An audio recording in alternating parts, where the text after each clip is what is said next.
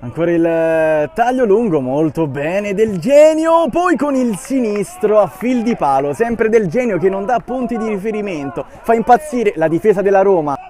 Del Genio e Di Michele che stanno giocando là davanti, praticamente non danno punti di riferimento alla difesa della Roma.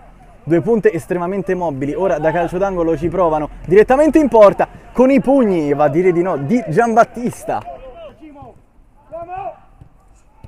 Tutto di prima molto bene, adesso la conclusione e arriva il gol del pareggio, una bordata straordinaria di Michele, 2-2. E ancora l'Italia a giocarla in profondità, la protezione, lo scarico, ancora Del Genio, la gioca fuori, poi la conclusione si allunga di Giambattista. Del Genio, taglia il campo. Con il destro, la palla che finisce fuori, ancora grande occasione per l'Italia con Del Genio.